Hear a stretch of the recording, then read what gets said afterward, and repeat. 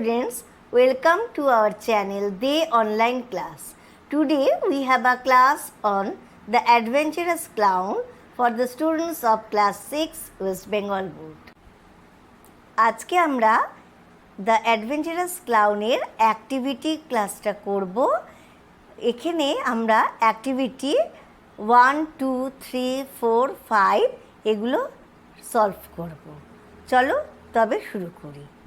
ফার্স্টে আছে অ্যাক্টিভিটি 1-এ rearrange the following sentences in the correct order and put the numbers in the given boxes. 1 is done for you. এখানে 6টি sentence দেওয়া আছে যেগুলো কিনা তোমাদের গল্প থেকেই নেওয়া। এবার গল্পে পরপর যেটা আগে ঘটনা আছে সেটা আগে, যেটা পরে হয়েছে সেটা পরে, অর্থাৎ এই অ্যাডভেঞ্চারাস ক্লাউনের গল্প অনুযায়ী তোমাদের এই সেন্টেন্সগুলোকে নতুনভাবে সাজাতে হবে। এখানে আগেরটা পরে, পরেরটা আগে, এরম মানে অসমানভাবে আছে, হ্যাঁ, জাম্বল করে আছে, তো সেটাকে আমাদের সঠিক অর্ডারে সাজাতে হবে। তো শুরু করছি। প্রথম সেন্টেন্সটা আছে Taffy jumped at the range. তারপরে আছে the toy clown wanted to be a hero. তারপরে আছে the farmer was terribly angry. 4 number sentence আছে there was a grand race between 2 wooden horses and cars driven by wooden farmers. 5 number সেন্টেন্সটা এখানে দেওয়া আছে he found the little corner of the toy shelf to be dull. 6 নম্বরটা আছে the car turned over. তো আমরা বুঝতেই পারছি যে সেন্টেন্সগুলো আমরা গল্পে যে অর্ডারে পড়েছি সেরম নেই। তো একটা সেন্টেন্স তোমাদেরকে বলে দিয়েছে কোনটা প্রথমে আসবে।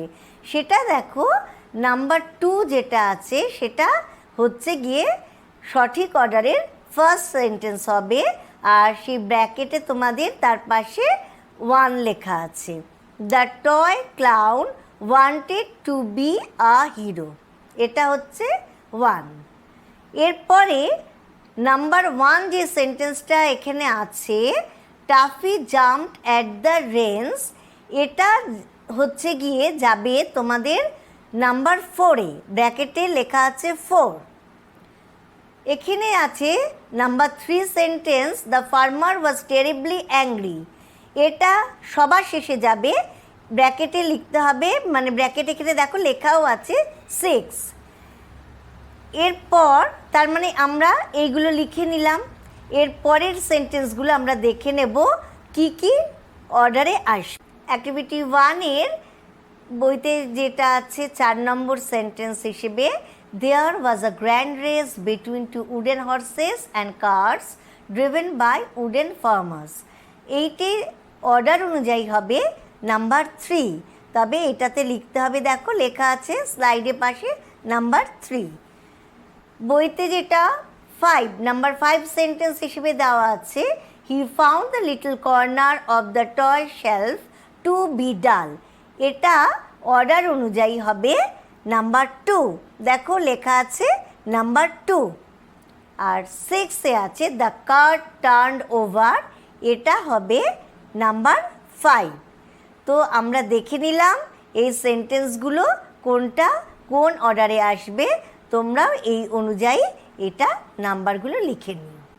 এবার আমরা চলে আসছি অ্যাক্টিভিটি 2-তে। কি আছে? Fill in the blanks with words given in the help box. There is 1 extra word. কতগুলো শূন্যস্থান পূরণ করতে দিয়েছে, সেই শূন্যস্থানে যে ওয়ার্ডগুলো তোমাদের বসাতে হবে, নিচে দেখো হেল্প বক্সে কিছু ওয়ার্ড দিয়ে দিয়েছে।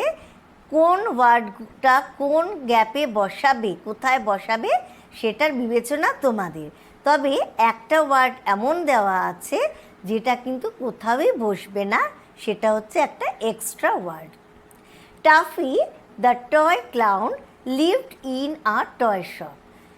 টয় শপ বসছে এই গ্যাপে, কারণ আমরা জানি টাফি কোথায় থাকতো? টাফি টয় শপে থাকতো, একটা খেলনার দোকানে থাকতো। He wish to do something, সে কি করতে চেয়েছিল? সে কোনো মহান কাজ করতে চেয়েছিল, নোবেল বইতে আছে তাই আমরা এখানে বসিয়ে দেবো তবে নোবেল।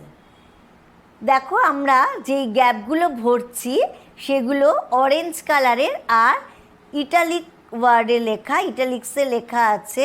তো এগুলো একটু ব্যাকা ব্যাকাভাবে লেখা আছে, তোমরা নিশ্চয়ই বুঝতে পারছো অরেঞ্জ কালারের ওয়ার্ডগুলো গ্যাপে বসেছে। His friends Timothy felt that the clown always grumbled. তার বন্ধু মানে টাফির বন্ধু ছিল কে? টিমোথি, সেই টয় ডগ। সে কি হচ্ছে, সে ছোট্ট খেলনা কুকুরটি কি ও বুঝতে পেরেছিল, অনুভব করতে পেরেছিল যে টাফি দ্য ক্লাউন অলওয়েজ গ্রাম্বলড, সবসময় কিরম একটা বিড়বিড় করে, অসন্তুষ্ট হয়ে গজগজ করে। তো গ্যাপে বসছে grumbled. But Toffee thought that the adventures were always exciting. Toffee কি ভেবেছিল যে অভিযান, অ্যাডভেঞ্চার্স সবসময় খুব উত্তেজনাময়, মানে সবসময় খুবই তাকে উত্তেজনা দেয়, এরম একটা ব্যাপার হচ্ছে কি অ্যাডভেঞ্চার। তো এইখানে আমরা এক্সাইটিং কথাটা কিন্তু বইতেই পেয়েছি, এই লাইনটি বইতেই আছে, এখানে এক্সাইটিং লিখে দিলাম। কিন্তু দেখো একটি ওয়ার্ড ডাল, এই ডাল বা নিষ্প্রভ এই কথাটি কিন্তু এই ওয়ার্ডটার কোনো আমাদের ব্যবহার হলো না, এটা ছিল একটা এক্সট্রা ওয়ার্ড। অ্যাক্টিভিটি 3, অ্যাক্টিভিটি 3তে একটা প্রশ্ন আছে, একটা কোয়েশ্চেন আছে, সেটা আমরা দেখে নেব। Answer the following question. কি? অ্যাডভেঞ্চার্স আর অলওয়েজ এক্সাইটিং, অভিযান সবসময় উত্তেজনাপ্রবণ। Why do you think Toffee said so, এই কথা কে বলেছিল? টাফি বলেছিল। তো তুমি কি মনে করো যে টাফি এই কথাটা কেন বলেছিল? তো উত্তরটা আমাদের দিতে হবে, আমরা উত্তরটা দিচ্ছি এইভাবে। Toffee was upset with his dull little corner on the toy shelf. টাফির খুব মন বড়া হয়ে থাকতো তার ওই নিষ্প্রভ ছোট্ট কোণাটি টয় শেলফের ওপরে, ওইখানে থাকতে টাফির আসলে একদমই ভালো লাগতো না।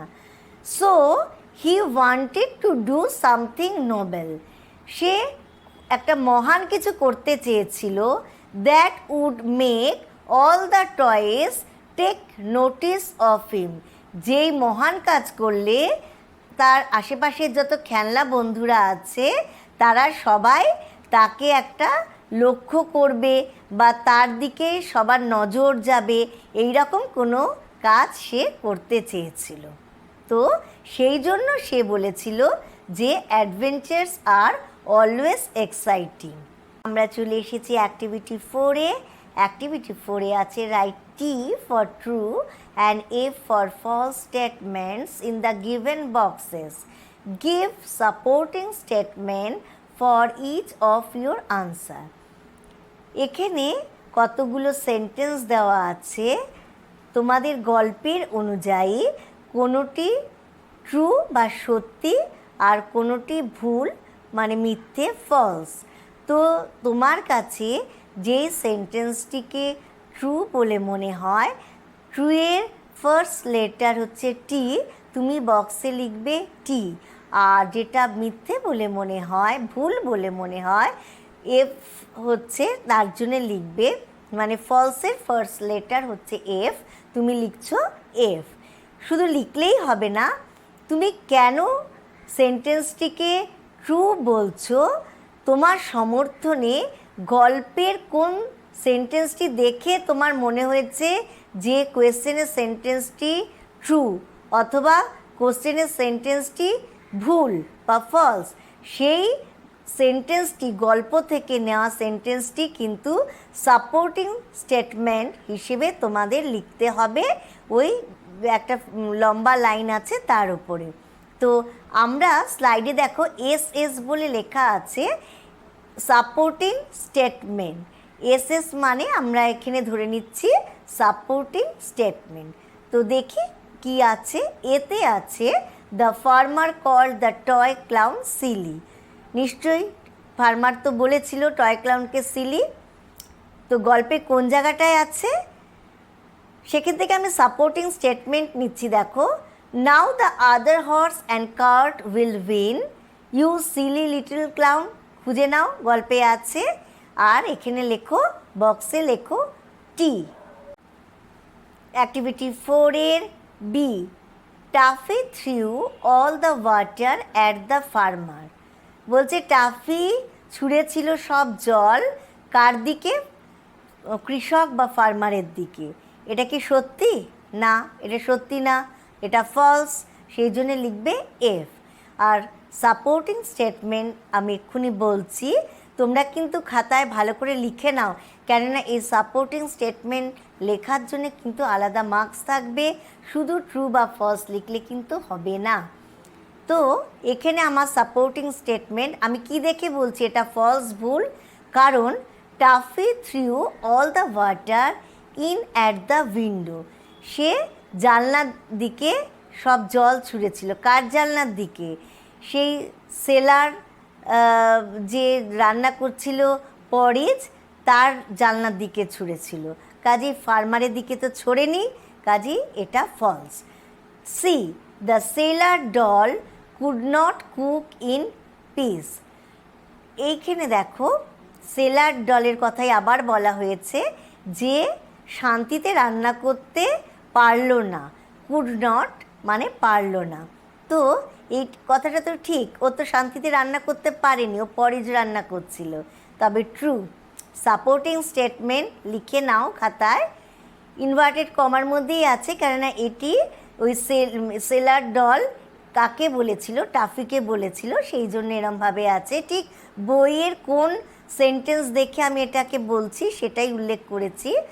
Kant I cook in peace without you coming and throwing water at me. আমি কি ওই বলেছিল না শান্তিতে রান্নাও করতে পারবে না, যে তুমি আসবে আর আমার দিকে জল ছুঁড়ে দেবে, এরকম করবে, আর আমি শান্তিতে রান্নাও করতে পারবো না?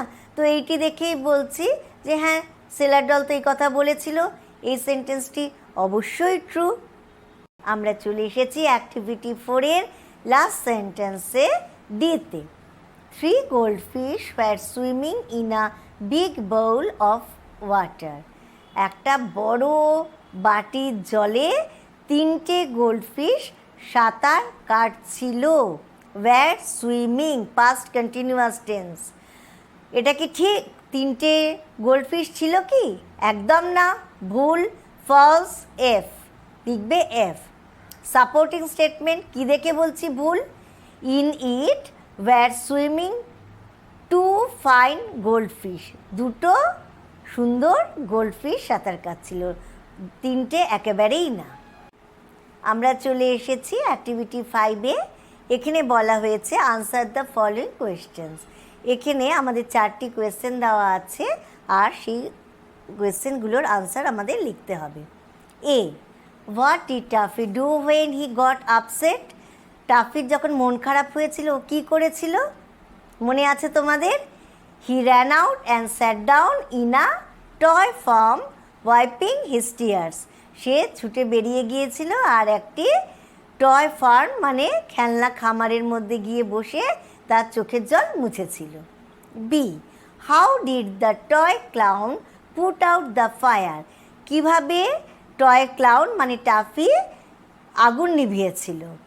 Answer, Toffee threw a big bucket full of water at the window and put out the fire.